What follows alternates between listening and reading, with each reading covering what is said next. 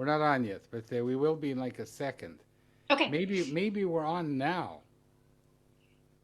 I mean, yeah, we're on. All right. So, Debra Kempf Shumaker. I got it Yes. right? Yep, you got it right. That's great. Welcome to You've Got Mail, and I have two surprises for you. Ooh, Um, surprises. yes, I made a calculation, and you are my 50th interviewee. Oh, wow. I feel honored. Well, I'm doubly honored. And the second thing is that we always begin with a jingle. I'm not sure whether you knew that, but I've watched a few. I've seen that. all right. So we always have to do the jingle. Took me years to Yes. write, and cost a fortune to produce. We have to see it. Are you ready? I'm ready. Is the world ready? Get a chair, grab a seat, or we'll sweep you off your feet. We move, we groove, you got Mel. Ease your legs, rest a while, all you gotta do is smile. We're swell, can't you tell you got Mel? When the show begins, you better hold on real tight, or before you know it, you'll be high as a kite. Take a break, settle down, we're the only show in town. SRO, don't you know you got Mel? Give it up, don't think twice, we're a hurricane on ice. What the hell, give a yell, ring your bell, show and tell. Mademoiselle, give a smell, you got Mel. You've got Mel. Mel. No! Get a chair, Yay. grab a Once, seat. once is good enough. So, Deborah, we're here. We're here to celebrate. Yes. You wanna Yes. go ahead? It's your program. It's not my program. This is your program. No, But today this yes, is I'm yours. excited about my debut. What was that? It's your program today, Yeah. dear. Okay. No, my debut book is coming out, but not for another quite a few months. In May 2021, Freaky Funky Fish by Running Press Kids. I'm so excited. Freaky Funky Fish. That name Yes. was that name was your idea? No. Thank God for critique groups and other professionals because my initial placeholder title was Fantastic Fish. And then the critique group's like, that's kind of boring. So then I can't remember if I started out, I think I started out with Freaky Fish and called it Freaky Fish for many revisions. And then a different critique partner said, freaky, I don't know if that's the right word. Maybe you should go with funky. And so then I asked my agent, should we go with freaky fish or should we go with funky fish? She's like, let's go with freaky funky fish. And I'm like, oh, so there we go. And through the editorial process, the title never changed. And it's definitely much better than Fantastic Fish. Absolutely. I had to look up the definition of funky. So Oh, okay. funky has two meanings. It can mean either great dancers, you know, like funk, Okay. And there are some fish that dance. for sure, many, and Mm-hmm. even more fish that dance that we don't know about, Oh, I'm and sure. then there's the bad smell, the funky smell, which also fish have when you leave them too long outside their environment. That So is true. it's a, Didn't think about it that way. it's a great name full of alliteration, and Mm-hmm. one of you must be a very modest person because when I asked you to be on the show, you said why me. So let me tell our Right. viewers why you, Deborah. I saw this amazing book cover on Kidlit 411 or 411, Yes. and For the awesome website, awesome group. yay Elaine, yay Sylvia, yay people, Yes, and yes, they're awesome. and I said, wow, what a book, what a cover. I wonder who wrote that. And then when I contacted you, it was like, why me? So I'm going to tell you why you. Um, the chance of a writer getting a book deal like that is one in several thousand. And you have maybe more than one book deal cooking. That same week that the cover was revealed, earlier that week, my second book deal was announced. So it was a So really good week. so like you're like one in 100 million, of all these fish swimming around in the school, including me, trying to find an agent, trying to find a publisher, and you found both, and you have two book deals, Mm-hmm. and and I had a sneak preview with your fish, and it's Yes. wonderful. We'll Thank talk you. about it. Thank you. And like you say to me, why me? Well, Deborah, that's why, because there must be some incredible stuff about you, and we're going to learn. Oh, thank you. But there are So many, start many at the other people who are, anyway, go on. no, well, I've interviewed a few of those, and I'm going to interview a whole Yes, bunch more. yes. But your book is very catchy, Thank you. and tell us about your life. How did you become a freaky, funky fish writer? Well, like many, many writers, I had some kids, and I've always been a reader. I mean, I've grown up reading everything, and had some kids, and just went to the library probably every other day just for something to do, and just checked out picture books. And picture books like this didn't exist when I was young, and I just fell in love with picture books. And I've always dreamed someday. It was always a someday thing. Someday I'm going to be a writer. I'm going to have that cabin in the woods with the snow falling, and write these great novels. And I got addicted to picture books. Just the blend of words and art and fun and fascinating, and just, I don't know, there's just something about picture books. And now my boys are way too old to even like picture books anymore. But yeah, I decided in, I don't know, 2005 that I wanted to write picture books. And 15 years later, actually 16 years later, my first one will come out. So it's not easy. Not We'll, easy we'll, at all. we'll talk about that. And so you fell in love with picture books because of your own children. What happened when you were a little child? There were oodles of picture books. I guess I just, I don't know. I grew up in a house with books, but I don't remember picture books per se. I just, we had books everywhere. And I was 4. One of my very first memories, I was sitting on a couch, and Timmy, Sally, and there were 3 kids and a dog named Spot. So it wasn't a picture book because, but anyway, I just, Timmy, Sally, somebody, and a dog named Spot. yes. And I just started reading it. My mom was in a different room, and she was working on her sewing machine. And she said, I was called Debbie back then. Debbie, what are you doing? I said, I'm reading. She's like, you don't know how to read. And I just walked in there and read her the whole book. So, but we just One second, hold on. And you remember that? Yes. So I don't know nobody if my mom remembers it. like nobody taught you should be a saint or something. Nobody taught you to read, and you just I think that there are some kids, my kids, well, I mean, like I said, we read all the time. I mean, I had older sisters, and there were just books everywhere. And for whatever reason, it came very easily to me. It also came very easily to my boys. I mean, I don't know. There was just something, mm.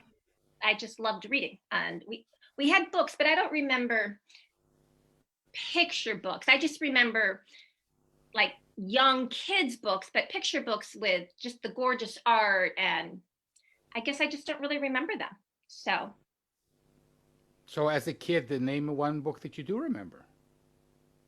We had these Disney encyclopedias.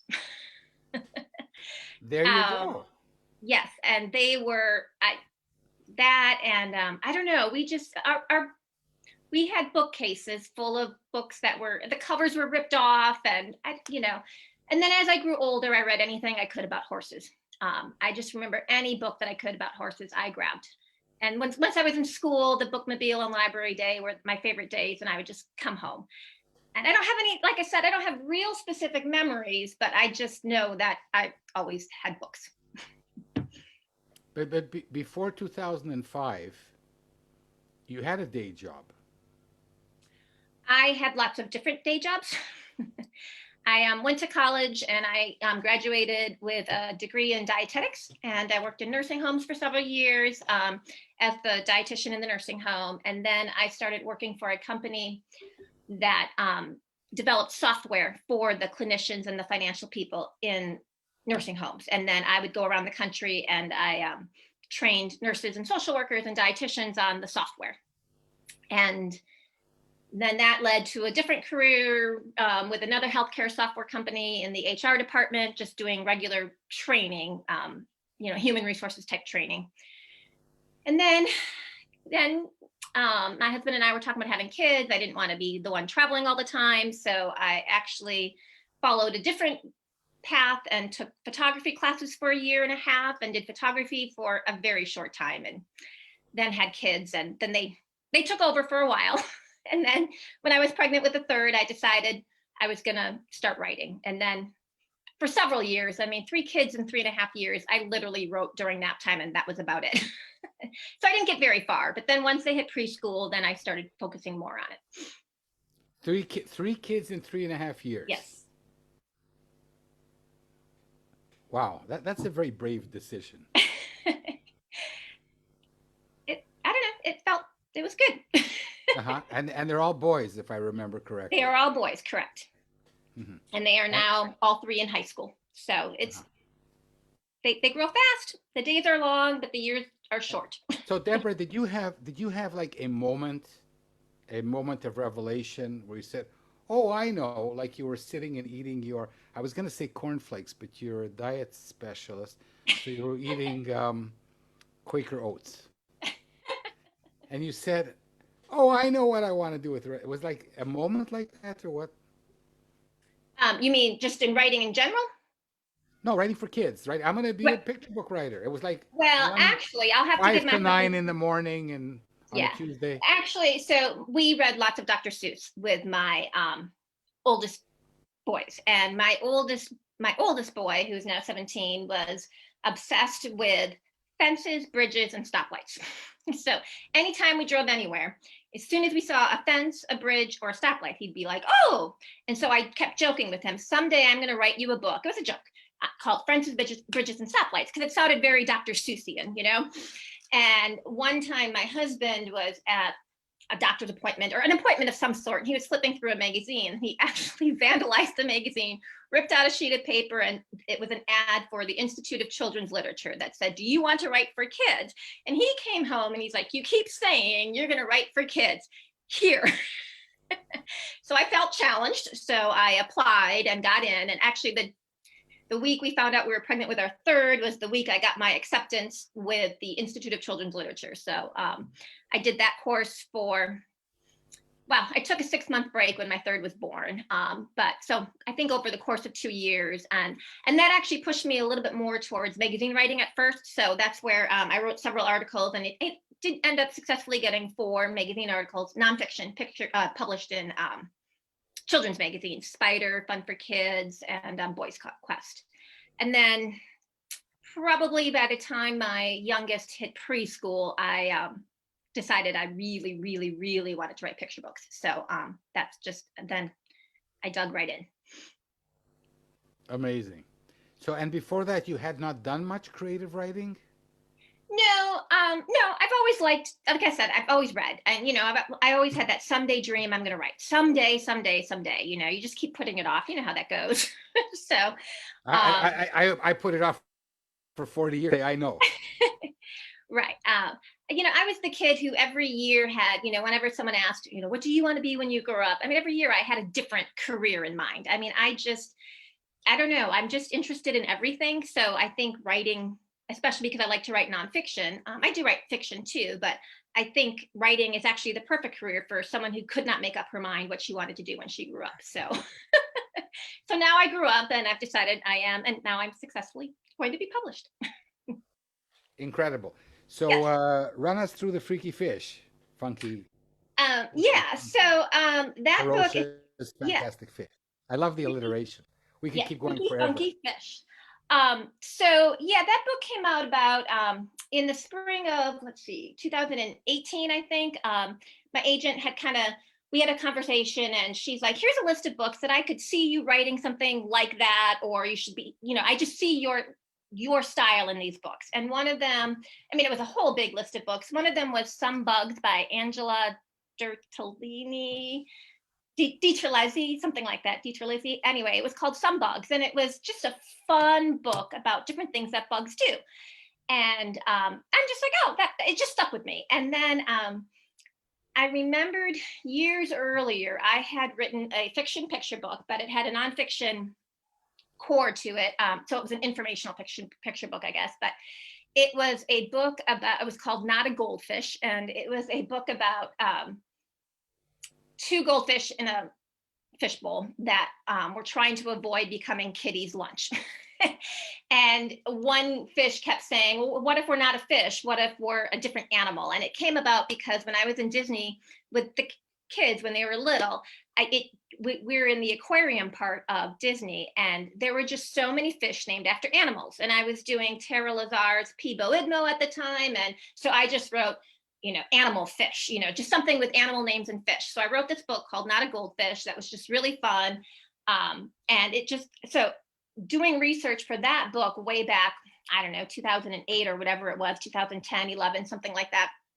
I just realized that there were so many fish out there that were very interesting. So I decided to kind of jump into fish and, and focused on how everyone's got this typical image of a fish, you draw that fish, but a lot of fish look nothing like that. And they don't act normal. Normal is probably not the right word, but so I just started to focus on the really weird things about fish. And that's where Freaky Funky Fish came to be.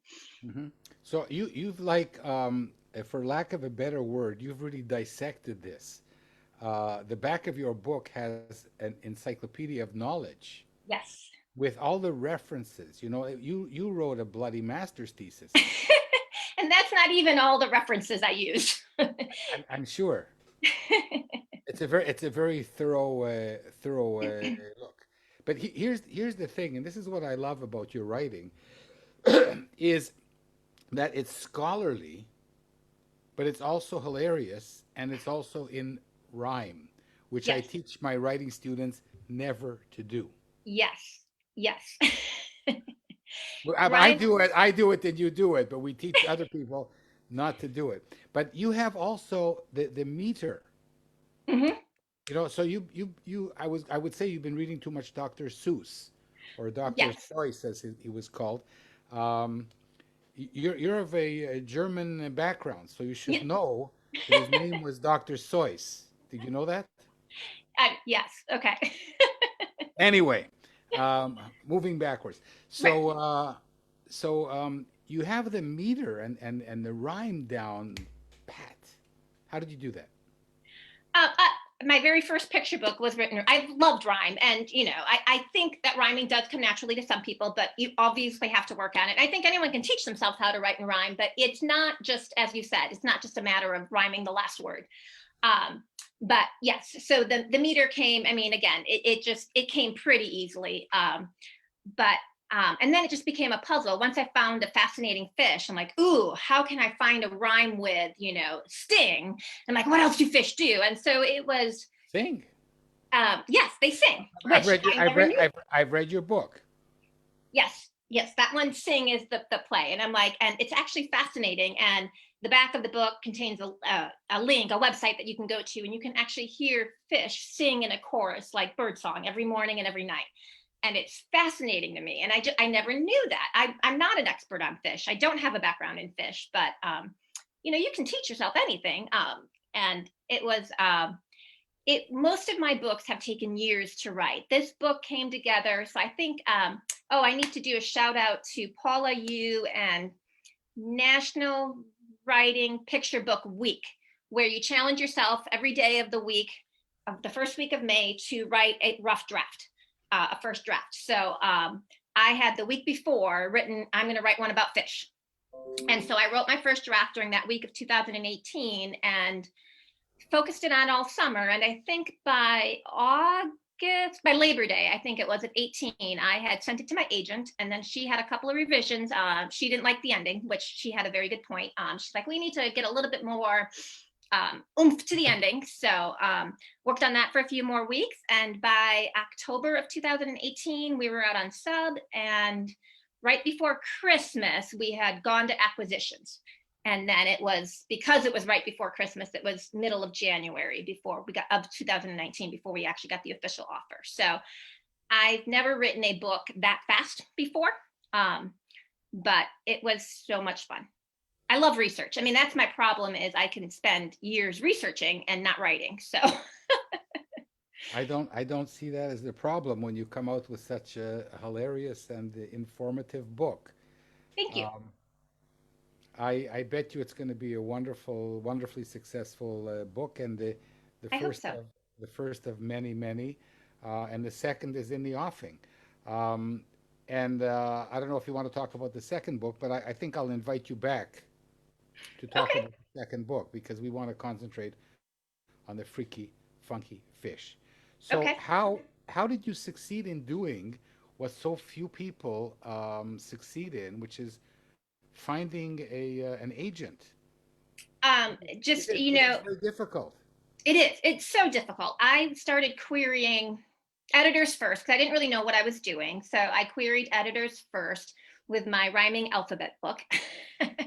Ah, you have a rhyming alphabet book? I do. It's cute. It's sweet. It actually, the meter is perfect. I do know that. But it's not everything's going to sell, and it's cute and it's sweet and kind of funny at the end with a funny little twist. But there's Mhm. a million rhyming garden alphabet books out there. So I will publish yours. so anyway, Sight unseen. I haven't even seen it yet. I will publish it. but no, so I probably started submitting to editors, I think in 2011, maybe something like that. And then I joined SCBWI, which I think every aspiring writer should join SCBWI. I went to my first conference and realized that I can't just write one book, and that agents were the way. Most people would say if you really want to get into the bigger publishers, you need an agent. So then I came up with with one nonfiction idea, but I've probably spent 3 years just on those two books. Just kept submitting them out, and not really getting anywhere. And then I went to another SCBWI conference, and I do remember, when they have an editors panel, and someone stood up and said, you know, after we submit, how long should we wait to hear back? And one of the editors goes, "You don't. You start writing the next book." Because the odds are so small, just don't worry about it. Forget about that book and start writing the next one. And then it dawned on me, because I literally had probably revising and tweaking for 2 or 3 books for 3, 4 years, again, while raising kids. And I realized I needed to come up with new books, and I didn't know where. I mean, at that time, I'm like, I don't know how to come up with another idea. And fortunately, somewhere, I don't know, through Facebook or whatever, I heard about Tara Lazar's. Now she calls it Story Storm, but back then it was Picture Book Idea Month, the month of November at that time. And you just wrote down an idea every day. And now, I mean, I've been doing that. Now I have too many ideas. I'm going to have to live to be 1,000 if I want to write them all out. So, but then, and then I joined Julie Headland's 12 by 12, and but I didn't find my agent. Lydia, I'm not sure how you pronounce her last name, but Lydia. Yeah, I'm gonna guess Ludakidis Yes, something. Yeah. So she, when I signed with it, when I from announced what I signed, Montreal. She's lovely. Hi, yeah, Lydia. I'm gonna have you on the show, dear. yeah. So I've done two blog posts with her now, because when I posted in Kidlit 411, which is my favorite Facebook Kidlit group, that I finally signed with an agent in 2017. And I was very honest. I said, I've been submitting, that was I don't remember my numbers exactly. I think my 9th story I started submitting. That was my 166th rejection before I got an agent. So, I mean, you have to keep writing new things. You have to keep trying, and you have to be willing to shelve books, because I shelved a lot of books. And then that book that caught my agent's eye didn't even sell. It went to acquisitions 4 times, but it never sold. So you just got to don't give up is really what it is. But you have to be willing to improve your craft. And I've taken so many classes, gone to SCBWI conferences. I have 4 critique groups. You have to be willing to take feedback and make changes. The first idea, the first draft is never going to sell. Never is probably the wrong word. Is likely not going to. We're not talking about the first one. We're talking about revision number 37 here. Right. Right. But even something that's great. Some years just aren't going to sell. So I guess my advice is don't get attached to just one manuscript. And again, I write picture books, and it's easier to, I can't fathom how that would be with novels. Because you can't just churn out like 5 novels in a year, where you can do that with picture books. So. Nor I. My wife wrote one, and it took years. It was published, by the way, but Oh, good. it's an incredible amount of work. Oh, I mean, picture books are a lot of work too. I think that a lot of people don't realize that they are a lot of work, that a very I know, different but level. every iteration is, you spend a couple of hours and you rewrite it, and then Right. you come back after a few weeks and you rewrite it again. Yes. Yes. So here's the thing. Okay, so you've made it. Okay, and you are incredibly gifted and talented and fortunate. Yes. But still, there's going to be 99% of the writers who do not end up finding an agent and getting a book deal. That's just the way it is. Maybe, well, according to Harold Underdown, who was on the program, it's 1% get a deal. Okay. I Um, love Harold Underdown. I don't know whether you can love Harold Underdown, but you're welcome to love him. He's one. He's got a great website. He's another great resource for children's writers. Yes, well, truth be told, I'm working with him the past half year, and I worked before that with another wonderful an author illustrator. So I'm very blessed to be working with the great people. So you wake Great. up in the morning and say, hey, I'm just lucky to have the time and inclination and the joy of writing this. But essentially, for people like me, it's scratching and itching. I don't know whether it is for you. It's like something I have to do. I keep, writing is scratching and itching and scratching some more. Yeah, I mean, there are certainly moments. I mean, But you hundreds found a of doctor. rejection. There's You certainly found a moments. doctor. What was that? You found a I'm doctor. sorry, I didn't hear you. I'm saying we're all itching and scratching, and you found a doctor. Yeah. Well, I mean, there's certainly moments where I like, this isn't going to happen, and you take a break. But obviously, I didn't take a break for long. And sometimes the best thing to do is to take a break, because sometimes, just distancing yourself from a manuscript can give you fresh eyes, or something else will bubble up. I mean, like I said, I've got a million things I want to write. So when one book is not working, and there are many books I've shelved, and who knows, maybe I'll come back to them someday, maybe I won't. But I have a list, hundreds of ideas that someday every now and then I'll just pull out and start working on one. It's incredible. So this is what you do full time now. Yeah, I mean, I'm a stay-at-home parent, kids, but yes, this is my only other thing that I do. It's incredible. It's really incredible. Thank you. So what haven't I asked you? What would you like to tell my people? I don't know. How do you stay bubbly and optimistic? Effort. Okay, that's good. That's good. It's either give up or try again. So some days, yes, I'm like woohoo. Other days, I'm like, this is not. I don't know. You just, a lot of times it's just choice. So, and yeah. So No, between you and the doorpost or with the lamppost or whatever, there were days when you were ready to call it a day. Amongst your 167 rejections. Absolutely. I mean, yes, and I've certainly taken weeks where and I also, I highly recommend submission sabbaticals, because I think you can get so focused on finding the contract, that you just, it becomes like an obsession. And after, I kind of probably had my first round of submissions, like I said, in the early 2010, 11, 12 mark. And then I realized, oh, my writing isn't ready yet. So then I kind of did my second round probably around 14 and 15. And then I started getting, they call them champagne rejections, personal rejections, a couple of revise and resubmits. So I thought I was there. I mean, by 2015, I thought that was my year. And I did. I got close, but nothing ever happened. And yeah, and I was just kind of like, okay, I need to write different things. And so then I focused, a couple more months on just either taking classes or reading books or whatever. The other big advice that I give, and Lydia's blog, my last time that I was on her blog, I shared that, is to any picture book that you love, type it up.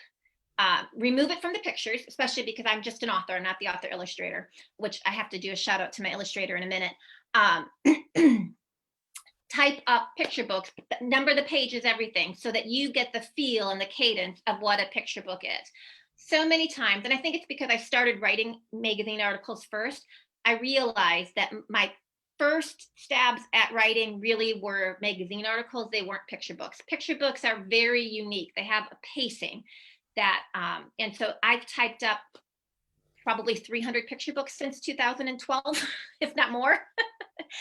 But then print them out, and you can see that compared, because again, you can get so wrapped up in the illustrations that you don't really see, because most editors are buying the words and then they'll find the illustrators. So you need to see the words separate from the pictures if you're a writer. And I do. I keep going back to books I've typed up that are like, ooh, I'm looking for this vibe or this pacing. And then I compare my writing side by side to the one without the pictures. So I highly encourage everyone to type up books that they like, that speak to them. Harold gives this advice. I've never taken it, so I'm going to. I'm sure I got that from him. I mean, like I said, I love his website. He's on Kidlit 411. Shout out to Harold. So tonight I'm going to try that. I hope you type. Yes, it is not unique to me, but that was advice I read somewhere, probably from Harold, and I absolutely, hands down. I hope you type rather quickly, Debra. Sure. Okay. Yeah, good. I mean, yes. So of course I typed it. Before we talk about the Beatles, and I'm going to talk about the Beatles, you were forewarned. Why? So, like, I'm the opposite of you, which I guess is good. Okay. I was a scientist my whole life, and I wrote Okay. nonfiction for a living, and now I'm trying to sell fiction, and as you know, now I'm going back to try and pitching a nonfiction, which sat aside for decades. So it's almost all spruced up and ready to go as soon as you say the word. But and it's similar in some ways to freaky, freaky, funky, ferocious fish. Freaky, funky fish. So why do you have this penchant for nonfiction? Isn't it more fun to make up worlds where the fish can do anything? Well, that was my first book about fish, where they were doing anything. I think everything comes down to, like I said, I could be a perpetual student. I love just reading and learning things. So I think that's where my nonfiction comes from. I've written so many. Actually, I thought my in was going to be writing picture book biographies because I love them, and I've written a lot of them. Unfortunately, have not sold them. And then when this idea came up, like I said, it was kind of a blending of a couple different things, and it came together quickly. But I love anytime I read anything interesting, I'm like, ooh, I want to know more. So that's just where the nonfiction. I do write fiction, but most of my fiction is concept-y. I'm not great at plot, so maybe someday I will be. But like my second book would be a fiction book, but it's more like a concept. Can you say a sentence about your next book or not? Yeah, so my second book came along very differently than my first one, but basically an editor had from Albert Whitman had approached my agent and just said, our house wants a book called Tell Someone, and just to encourage kids to have open communications through good times and bad, but just to have the power of speaking up when they need to. or just talking about things. So my agent had approached me because I had written something about an emotion earlier for her, and she's like, do you want to take a stab at this? So I said, well, I'll try. And so that's how that came about. So that was in January or February of this year. And then I wrote a couple different ways. And then and the editor liked it and they purchased it. So that's going to come out. It's called Tell Someone, and it's going to come out in fall of 2021. So this is So this is really unbelievable. yeah, I mean, that was, like I said, it came 15 completely years, differently. What was that? and you worked for 15 years, Hmm. coming up with ideas, hopes, and rejection. Right, And then a publisher says, right. "Hey, Deborah, can you write this book?" Well, of Yeah. course. Well, and I mean, I have to admit that I am not always um, a risk taker. And my gut reaction usually probably to try something new is my gut reaction is no. But actually, I don't, Kwame Alexander, he is from the same area that I live in. And in one of my first SCWI conferences, I attended a workshop from him. And the workshop literally was called Say Yes. And he is like, anyone asks you to do something, you say yes. So when my agent asked me, it came on the heels of a very, it's a no-brainer, Deborah. Of course, say yes. I know, but that is not my initial reaction. So when my agent asked me, it came right on the heels of a very heart-wrenching rejection. And I am just like, and then plus to write, I don't, the topic just seemed out of my comfort zone. And I'm like, I need to think about this. And she's like, okay. And then of course, when we hung up, of course, within 10 minutes, I'm like, of course I need to say yes, but it is not my go-to reaction.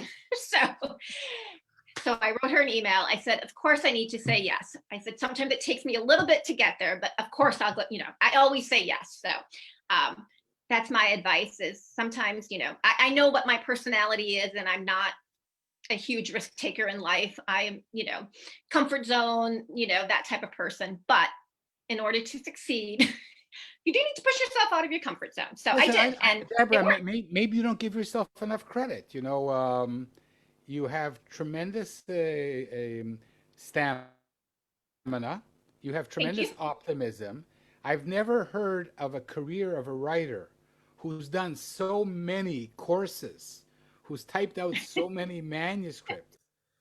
I mean, and I'm thinking that after we get off this call, somebody should set up a publishing house just for your books.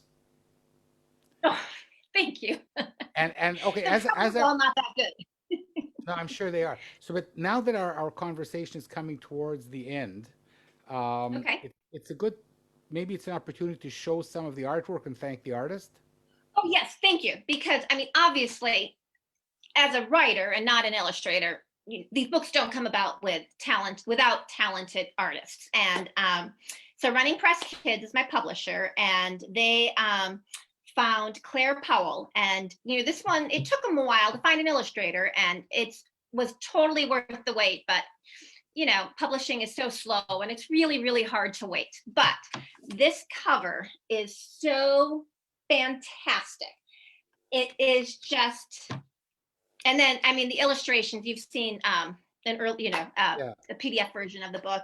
She did such a fantastic job. Her name is Claire Powell, and she has a huge library of books behind her. She is a talented illustrator, and I am so honored that she has illustrated Freaky Funky Fish and brought my words to life. And, beyond my wildest dreams. When you write, you have images in your head, but you have no idea how the illustrator is going to take it. And I cannot tell you how happy I am with the illustrations in this book. Every single fish has a personality in this book. Mhm. And the end papers, which you have not seen, just have, I don't know, there's just so many reasons to There's chuckle. end When you, papers. Oy vey. there is, This yes, book is like a filter fish. It's full of everything. Um, yes. wow. Uh, Incredible. So like to use a metaphor here. You'll excuse me. I was hooked when I saw that cover. I didn't know you, and I didn't know what was going on. I Yeah. said, oh, wow, I have to get to the bottom of this. Um, Right.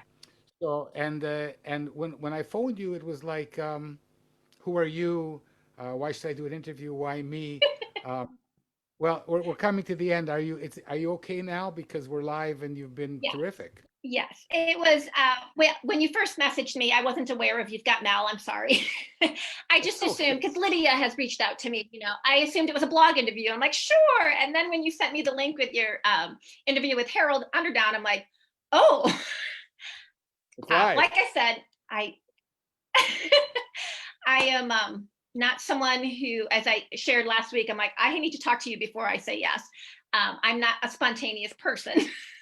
So my comfort zone is, I think you've done very well. You know, three oh, kids thank in you. 3.5 years, dozens of different professions along the way, and, Yeah, and a very hardworking writer. thank you. Um, and it's all. So before we close, and I hope that we'll have now a offline conversation over the next Okay. coming days and weeks. But certainly, I want to thank you for being on You've Got Mel, our 50th interview. Well, And now's thank the you. time Honor. to This was talk. fun. Yeah, to talk about the Beatles. And certainly, you are. I know that you are a woman of music because of your terrific rhymes. So, do you like the Beatles? I do. In fact, it's funny you mentioned that. One of my other dreams as a kid, but we didn't have the money to do it, was to learn how to play the piano. My mom was self-taught. We had a piano, so I could play with one hand and just kind of mess around. Yes, there you go. So my kids are they all started taking piano lessons, and the oldest and the oldest one did it for a few years. My second one fell in love. He's still taking piano lessons. My third one, after 2 years, I mean, he was little. He's like, I'm done. I'm like, you know what? I'm going to take his spot. So I am learning how to play. I take piano lessons, and I love it. I'm not great, but I actually last night just played 2 Beatles songs on the piano. So Let It Be and Yesterday. In So preparation for our conversation? I had, it seems, what's the word I'm looking for? I don't know. It's not coming to my brain right now. The word is bashert, but it's the word in Yiddish. Okay, yeah, that is So, not the word that I had in my head, but it sounds perfect. So meant yes, to be, I do like the Beatles. meant to be. Meant to be. There you go. So Yes. you have now two possibilities. One is the nonfiction of going over to the piano and playing it, and the fiction one is to sing a Beatles song for us. No. No. No. A little bit of yesterday. No. I I do not sing. I do not sing. Okay, so I think that you do. I do not. You can recite yesterday.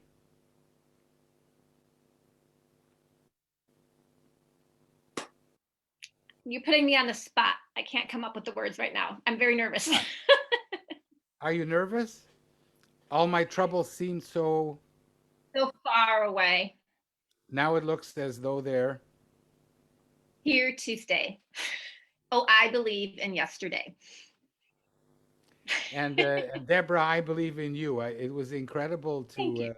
to have this interview, and I do hope we stay in touch. And who knows, Yes, definitely. maybe meet at an SCBWI meeting. Um, Someday when we can travel again, I can't wait. I was supposed to go to Ottawa. There was a Oh, regional meeting in April where I was supposed to yeah. go back to Ottawa after 50 years. Yeah. My And husband need and I help. had a 20th anniversary trip for Italy at the end of April as well. And never been to Europe. That was my first time. And of course, it didn't happen. So, yeah. But Well, someday, optimism, right? Optimism. Someday soon. okay, It'll and all happen again. I was gonna meet my other mentor, Mike Malbra, in New York. I had it all planned, but Okay. Yeah. we there's an expression that men think and God laughs. Yes. Yes. Yes. So So nature so has the last word. Absolutely. So listen, this has been incredible, and thanks so much, Deborah. I had a lot of fun. I hope that you'll share this. It's your first, it's your first video conversation about your book. It is. It is. It is. It's very surreal. Um, I will share it. I didn't tell too many people about it beforehand because I was really like, if it doesn't go well, I'm not sharing it. But this But is fun. Thank you so much. it went really well, and I'm just incredibly grateful to know somebody like you. So Oh, keep up thank the you. good work, and we'll be in touch. And good luck with Freaky Funky, Funky funky fish. Fish. Yes, Running May, Press Kids and Claire Powell, just yeah, awesome to work with. may all your fish fly off the shelves.